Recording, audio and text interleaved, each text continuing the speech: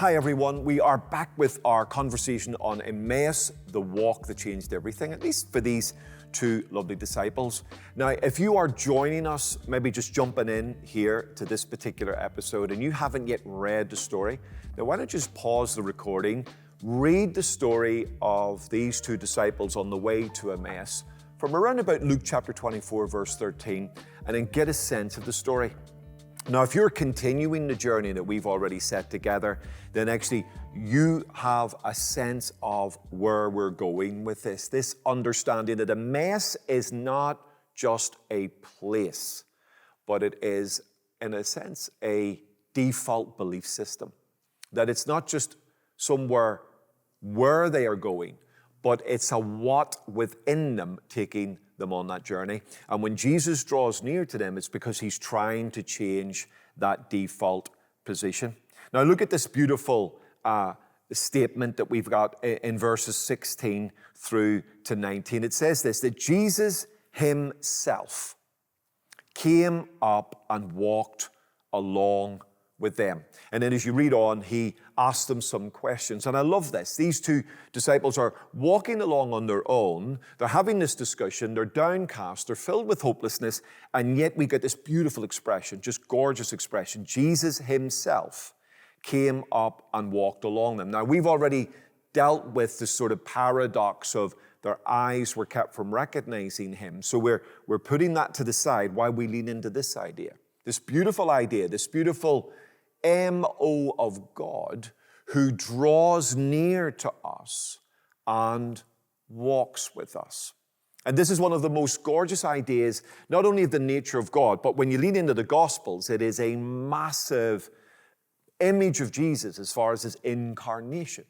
John tells us that the Word, the Son of God, became flesh and made his dwelling among us. We've seen his glory, the glory of the one and only Son, who came from the Father full of grace and truth. And you get this amazing sense of the transcendence of the Lord, the Word, the eternal Son of God, his transcendence, the other one, the one who is other, and then his immanence, he's coming near, he becomes flesh, he walks with people like me and with people like you. And this is one of the most glorious, magnificent truths at the heart of the incarnation.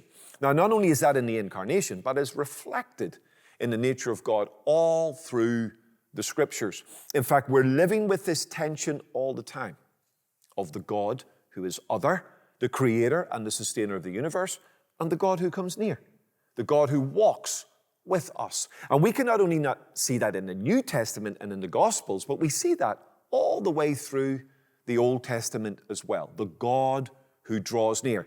In fact, if we go back to the Garden of Eden, we've got the God who created the universe walking in the cool of the day. So this is not just a lovely expression of fact in the story. This is an expression of the very nature and character of the Lord himself.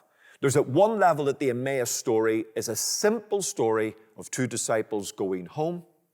At another level, it's a representation of macro truth, big ideas, big biblical narrative that is being, as it were, dropped into this microscopic moment, and we see something of the nature and character of the Lord. Now, if I asked you to describe what is God like, we might reach for his divine attributes, things like eternal, all-knowing, all-powerful, ever-present, unchanging, these big five divine attributes. But if we wanted to reflect on maybe the nature and character of the Lord, I wonder what we would say. I wonder what you might discuss together or think together. What would be the top qualities? I think one of the attributes of God's character that we often don't think about is his humility. Now, this is a hard one. This is going to feel wrong, almost feel heretical. What do you mean? God is humble. It's interesting that when Jesus appeals to the crowd and he says to the crowd, if you're weary, if you're burdened, if actually life is too much for you, he says, come and take my yoke upon you. My burden is easy and my burden is light. But then he adds this, he says, because you can learn from me because I am gentle and humble of heart. This is an amazing paradox again. Now, we've been touching on a number of big paradoxes in our conversation. And actually, when it comes to the nature of God, we've got another magnificent, glorious, mysterious paradox. He is other. There's no one like him. He is above and beyond. He is transcendent. He is also immanent. He is the Lord who comes close. And the reason he comes close is because he is a God who is compassionate, gracious, slow to anger, and abounding in loving kindness and faithfulness. Now, these aren't opinions of God in the Scriptures. These are the words of God about himself in the Scriptures. You can find those words in Exodus 34. And in fact, those words are repeated over and over and over and over again in the Scriptures, that the Lord is compassionate, gracious, slow to anger, abounding in loving kindness and faithfulness. Now, again, when we see that MO at work, that modus operandi at work, my goodness, we're now seeing it here again. We're seeing the God who is other, the resurrected Savior of the world, the one who has not only died, but at this point in the story has risen from the dead, conquered death. He is truly other, having conquered the grave. And here he is, as a stranger, drawing near to them, walking with them. And I love this. I love the fact that actually we serve a Savior who draws near to us. He doesn't wait for us to draw near to him. He doesn't wait for me to sort of find him. But the whole of the biblical narrative is of him finding me, him coming to me, him searching for me, him searching for the world. And here we see it again. And remember, the story of Emmaus is at one level of two disciples and their own individual journeys. And yet at another level, it's a representation of a humongous macro story. A story that repeats over and over and over and over and over again. And one of the big ideas of the biblical narrative from the very first moment our human parents sinned is that the Lord has pursued humanity, come near to humanity, so that he can draw humanity back to himself, so that he can return us. And this idea of return, restoration, of bringing us back to who and what we originally were in God's creative and redemptive purpose. This is a relentless theme in the Torah, relentless theme in the prophets. It's all over the prophets, and it's a relentless theme in the Gospels. Jesus, the Son of Man, is seeking and saving that which was lost. And sometimes we think, well, lost there, right? That's like non-Christians lost. But no, it's any form of lostness as well. It's me as a follower of Jesus going to Emmaus when I shouldn't be going there. It's me accepting ideas that are taking me off track when the Lord wants me to have other ideas. And the Lord doesn't just pursue us in a redemptive moment to save us from our sin so that we're no longer going to hell, but we're going to heaven sort of idea. But he's also constantly pursuing me in my journey as a follower of Jesus.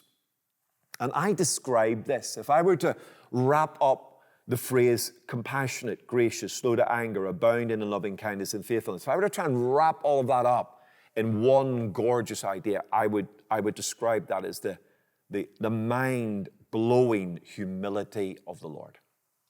He is other, so far above me that my brain can't even begin to comprehend who he is, and yet he comes near to me. That is mind-blowing.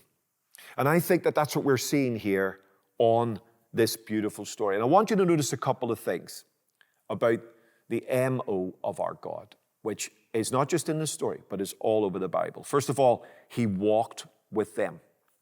And I want you to notice that he's walking with them before he's talking with them. Now again, there's an echo here in the Garden of Eden. In the Garden of Eden, God walks in the cool of the day, and then he talks with them. In fact, there's a beautiful irony here. They hear him walking before they see him. There's a sense in which they know his footsteps. and they know who he is. And he's walking in the cool of the day, and they hear something. And here we have the Lord following the same Eden MO that he's now repeating on the road to Emmaus. He's drawing alongside, and they are hearing him walking before they see who he is. And he walks with them before he talks with them. I love that. I love this idea that Jesus would have spent a few moments walking, probably greeted them in a traditional Jewish way. Hey, peace be upon you. And they're probably just walking together. And then as they've walked, he begins the conversation. But I love this idea that he walks with them before he talks with them. And then when he talks with them, he begins where they are, not where he wants them to be. We lent into that idea in our last conversation. He starts with questions about where they are and the honesty of their position. And then he leans into that conversation and begins to talk with them. And of course, that talk seems to last a long time. We're not quite sure exactly when he joins them on the road. He could have been right at the beginning of the journey or maybe a mile into the journey, so we can't speculate. But let's imagine he joined pretty early on the journey. Then Jesus is walking almost the guts of 7 miles with them while talking with them. And here's the other remarkable idea. Now, this is a headbender, and this is really, really amazing, but also quite disturbing at one level.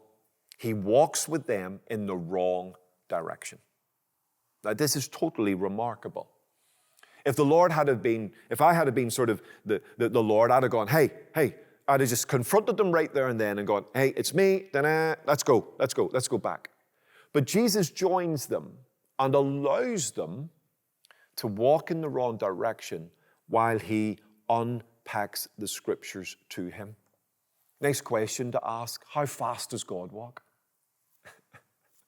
How fast does the Lord walk? How fast did they walk that day? I would argue, and this is, I know I have to be careful here, I would argue that the Lord walked as fast as they did.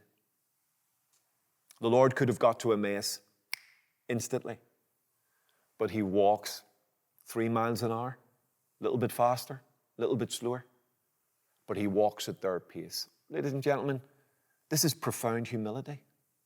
This is the nature of our God. This is the heart of our God.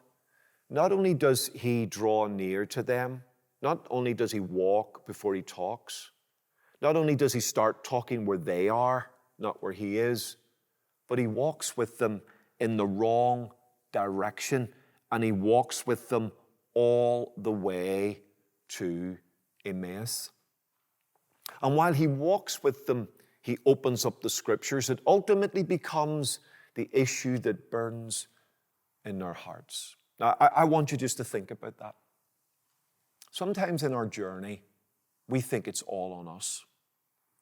Sometimes in our journey, we think it's about how much I pray, how much I read my Bible, how hard I work, how spiritual I am, how good I am, how much I drive myself. Now, are those ideas important? They really, really are.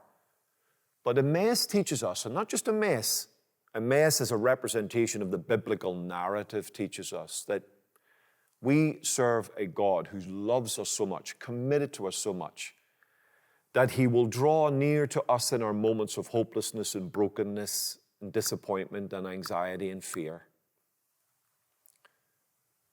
He will start where we are, and he will even walk with us in the wrong direction in order to convince us, in order to show us something greater than ourselves. Now, please don't hear what I'm not saying. Walking in the wrong direction is not embracing immorality or illegality or something that doesn't line up with the compatibility of the scriptures. I'm not talking about the Lord endorsing my disobedience or endorsing my sin. I think that's a different conversation. But I'm talking about the Lord drawing near to two beautiful disciples who are just stuck. They're just a bit lost. They're just a bit broken. And he draws near to them, walks with them, walks all the way to Emmaus with them so that he can engage with their hearts. I don't know how you think about the Lord when you think about him. Maybe humility has never been on your agenda. Maybe you've never considered that the compassion and graciousness and loving kindness and faithfulness of the Lord is all wrapped up in an idea of humility that would cause him, even though he is other, to draw near closely and imminently and intimately to someone like me or like you. I think that's a beautiful idea to embrace. I think that Emmaus shows us that in beautiful, intimate detail in a story. But this is not random. This is not unique to the two on the road to Emmaus. This is the MO of the God of creation who walked in the garden and the God of redemption who walks with us through his death and resurrection. I want to encourage you, open up your heart to that idea. Open up your heart to a God who not only says to you, follow me, but a God who commits himself to walking with you. And maybe today, as you open up your heart and realize that the humble stranger walked with them, then maybe right now you can recognize and rejoice in the truth that the God of heaven, the creator and sustainer of the universe, the savior of the world, is walking with you.